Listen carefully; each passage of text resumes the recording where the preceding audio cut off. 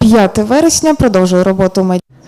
It's September 5, Ukrainian Media Center continues its operation. My name is Svetlana Cheparenko, and now we will be talking about the impact of the Russian missile strikes on the energy infrastructure of Ukraine and on the operation of nuclear power plants. Joining us in the studio is Oleh Korikov, the active head of Nuclear Regulatory Inspectorate of Ukraine. So, good afternoon, glory to Ukraine, glory to the heroes. There were a lot of news about the decommissioning of one of the reactors of our atomic power grid. So, can you please tell us what's really going on there, because there were already some news to debunk that previous thing. So, what's really going on there? So, let's start with South Ukrainian nuclear power plant. In Pivdенно-Ukrainska nuclear power plant, there was an operational event unfolding. We've identified the increased vibration of the pump, one of the 4 pumps that ensures the water is properly pumped through the reactor. So the key circulation pump, there was an increased vibration that resulted in suspension of one of the reactors and lowering of the output down to 60% of it. And currently the operating organization, Energoatom, is planning a number of activities aimed at resumption of operational condition of the pump, and respectively the reactor will be recommissioned at its nominal output. So how long may it take? Well, I would suggest to forward this question to the operating organization, because they are planning those works and they take all the necessary and reasonable efforts to make it happen in optimal and rational manner. Thank you. So what is the condition of Ukrainian nuclear power generation? We know what is the situation with the hydraulic power plants, thermal power plants, but what's going on with the nuclear power plants now that Russians do not cease their strikes on Ukrainian power grid? Well, the war and combat operations obviously impact the work of all of the energy sector, including nuclear power plants, including those that work at their nominal output and that are operating in the territory under Ukrainian control. A number of times we were documenting the incoming strikes on the areas in vicinity of Khmelnytska nuclear power plant and Pivdенно-Ukrainska nuclear power plant. Those cases were already made public, and fortunately the facilities that were damaged were the support and service facilities, and the key equipment and systems were not damaged and destroyed. Also, we keep documenting the incoming strikes in the areas adjacent to the nuclear power plants. Those strikes are inflicted using both missiles and unmanned aerial vehicles. One way or another, it has nothing to do with nuclear and radiation safety, and such strikes should be ceased immediately. Russia continues inflicting strikes on the aerial power lines, which also negatively affects the condition of radiation and nuclear safety, because to ensure proper operation of nuclear power plants, we need to have it connected to the power grid for both input and output of electric power in case it's necessary for the proper operation of nuclear power plant. On the 26th of August this year, the Ukrainian power grid was damaged by Russian missile strikes or combined strikes. that resulted in automatic disconnection of reactors in a number of Ukrainian nuclear power plants. I mean, 2 reactors in Khmelnytska and 1 reactor in Pivdенно-Ukrainska nuclear power plants. Both disconnections resulted in shutdown of an aerial line with an output of 750 kilovolts.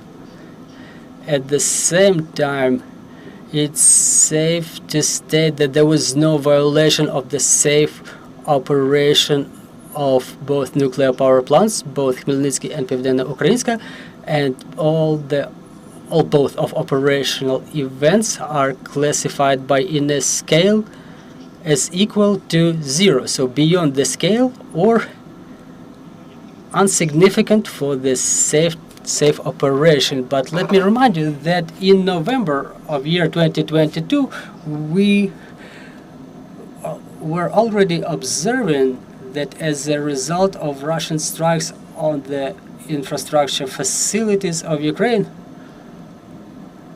all of the reactors of nuclear power plants were disconnected from the power grid after the response of the circuit breakers. So what really happens is that Russia, without striking the nuclear power plants directly, still creates conditions for its unsafe operation by inflicting strikes on energy infrastructure facilities. During the last visit of the Director General of IAEA, Mariana Grossi, to Ukraine, and during their meetings with the top-level government officials, the agreements were achieved to make sure that IAEA would expand their presence in Ukraine, which means that also the substations will be monitored by international specialists, meaning those that ensure safe input or output of the nuclear power plants and their safe connection to the power grid. It will definitely have a positive influence on the condition of nuclear and radiation safety in Ukraine, and currently, in cooperation with the colleagues from IAEA and other stakeholders, we work on details to implement this decision. And the first visit of the monitoring mission to one of the substations that was severely damaged by Russian strikes is about to happen next week. So, talking about IAEA, it's been 2 years that they have been monitoring the situation in Zaporizhia nuclear power plants. What are the conclusions that they are drawing? What is their opinion, and what are any other steps that are supposed to be implemented in Zaporizhia nuclear power plant? Thank you for your question. Well, really, on the 1st of September, it was the second anniversary of the IAEA mission's work in Zaporizhia nuclear power plant, and respectively, well, I would rather start with the fact that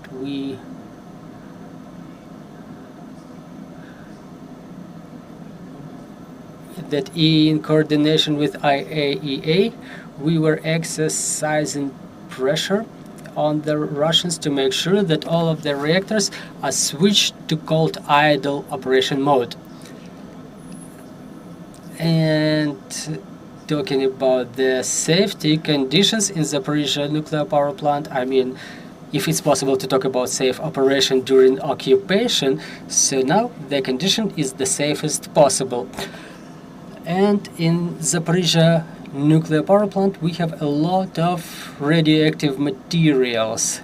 The inspectors of IAEA have verified the radioactive materials, and respectively everything that was staying there as of 3rd of September 2022.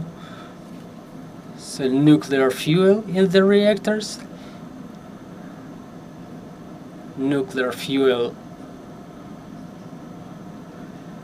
in the storage of fresh nuclear fuel, also the processed nuclear fuel in the storage, and dry nuclear fuel. So all of the nuclear materials are present in the same number that existed at the moment of occupation, and the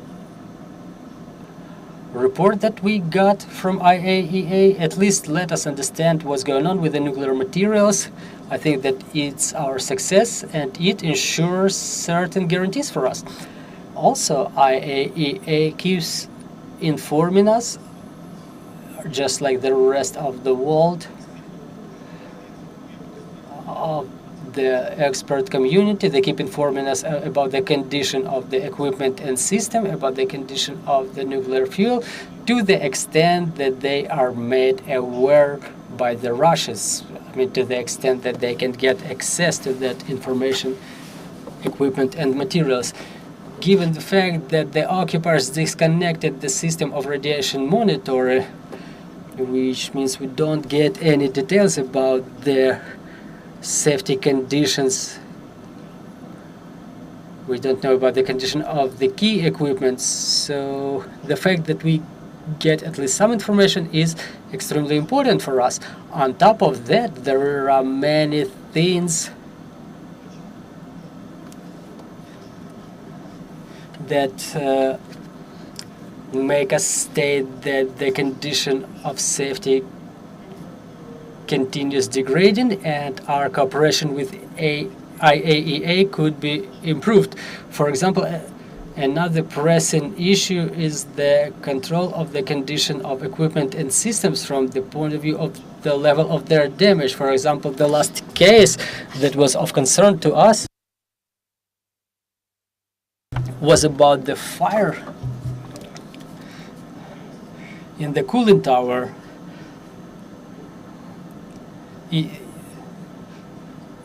It could be seen from a territory under Ukrainian control. I mean, that fire was visible from even from the city of Nikopol, from the West Bank. Fortunately, this fire did not result in any radioactive contamination because cooling tower is not part of the critical equipment. However, any violation of the safe operation of nuclear power plant, in this case it was the violation of fire safety rules, it can serve as a starting event that may cause some progressive event that may result in radioactive contamination.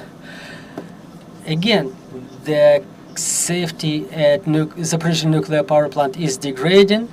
The equipment is not being properly maintained according to the maintenance schedules, according to the rules and procedures.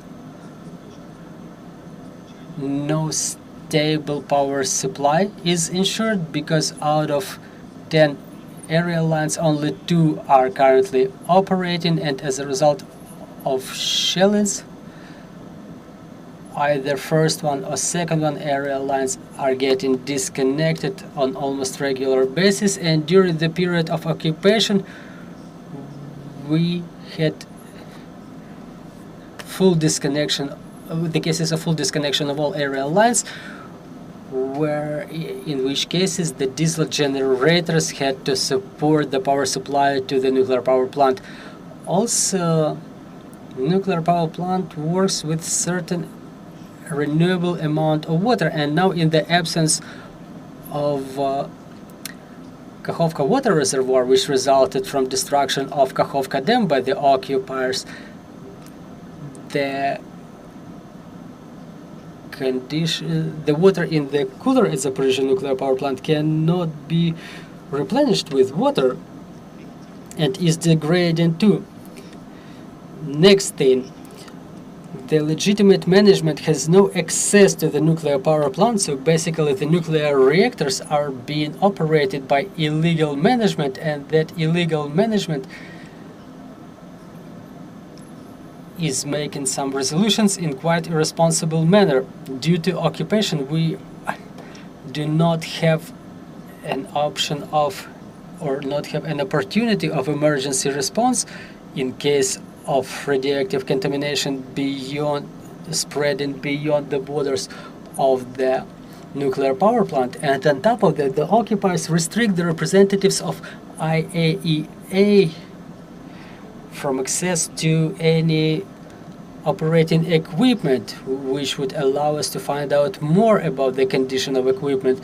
So again, restriction of access, restriction of information, and in fact, IAEA specialists who stay at the facilities of Zaporizhia nuclear power plant cannot force the occupational authorities and personnel to fulfill or adhere to any safety regulations. And in the same way, IAEA, as an international organization, as a part of United Nations, cannot force Russia to comply the resolutions that were adopted by the IAEA management bodies, the resolutions on demilitarization and the occupation of the Zaporizhia nuclear power plant. All those resolutions are being cynically ignored by the aggressor, and the only way to re-establish radioactive and nuclear safety at the Zaporizhia nuclear power plant is to exercise full demilitarization and the occupation of Zaporizhia nuclear power plant and its full return under the control of the legitimate operating organization, Ukrenergoatom, and State Inspectorate on Nuclear Regulation of Ukraine. So talking about all of the nuclear power plants of Ukraine that are currently in operation, what is the percentage of their current output? Well, look, nuclear power plants, currently the scheduled maintenance campaign is about to end. 2 reactors are under maintenance, the rest of them are operating. So basically those reactors produce all of their output to the power grid. Talking about the operational event in Pivdeno-Ukrainska nuclear power plant, well, we've already described it. So this is the situation for the time being. Well, talking about Kursk region, Kursk nuclear power plant, obviously it's not Ukrainian territory. We cannot control the situation over there, but the enemy continues manipulating this information, I mean, in the view of successful offensive operation of Ukrainian troops in Ukraine. So what do we know about Kursk nuclear power plant? I mean, the obsolete equipment there, and to what extent may Russian Federation use the successful offensive of Ukrainian troops to provoke any malfunctions there? Well, Russia will never resort to nuclear blackmailing in their territory, or like Ukraine will never resort to nuclear blackmailing. It's quite the other way around. It's Kursk nuclear power plant which is of threat to Ukraine and Ukrainians, and let me explain why. All the statements by Russia is fakes and psyops by Russia that are aimed at concealing their prehistoric technologies that are of threat by its essence. The Soviet design blocks and reactors such as RBMK were only operated in 3 former USSR republics: Russia, Ukraine, and Lithuania. In Lithuania, Ignalinska nuclear power plant was shut down back in 2009 and is currently being decommissioned. In Ukraine, Chernobyl nuclear power plant with 4 reactors of that type, including the infamous reactor number 4. That was the cause of the biggest main catastrophe of the 20th century. On the 26th of April 1986, Chernobyl nuclear power plant was shut down back in 2000, in the year 2000, and currently is being decommissioned. And the reactor number 4, we know there is the new confinement, safe confinement built over it, and the works are underway according to the earlier adopted program. One of the main shortcomings of RBMK reactors from the point of view of nuclear and radiation safety is the absence of containment. I mean, the pressurized cover of the reactor itself. It's an important element of protection against radioactive contamination of the environment. So basically it's absent, unlike in other reactors that are currently being operated in Ukraine. Also, there are 2 other protection systems that are not in place. Only the protection is only ensured thanks to the boron stems, but no other physical protection measures are in place. For example, in other types of reactors, the boron concentrate is added to the thermal carrier, or also the steam index of reactivity. In RBMK reactors, it's a steam index that may be positive, and during normal operation of the fourth reactor of Chernobyl nuclear power plant, this index was always negative, even when the steam coefficient was a positive index, but at the moment of emergency they were both in positive area. So basically this positive output index of reactivity resulting from the shortcomings of the reactor construction was the cause of emergency in Chernobyl nuclear power plant. Then the emergency cooling reactor in VVR reactors, the emergency cooling has 3 channels in both modifications, but in VVR reactors every channel of the system may fully fulfill the function of the whole system itself, fully ensuring emergency cooling of the reactor. In RBMK reactors, only one channel is capable of fulfilling this function only at the level of 50%. For example, if one channel is offline, another channel is failing, and the one channel remaining would not be able to fulfill the function of the whole system. Meanwhile, in VVR reactors that are being operated in Ukraine, even one channel of this safety system may fulfill the function of the whole system. Then, daily standard of radioactive emissions to the atmosphere in RBMK reactor is 100 times bigger than in VVR reactors. Then, extremely complicated structure of the reactor.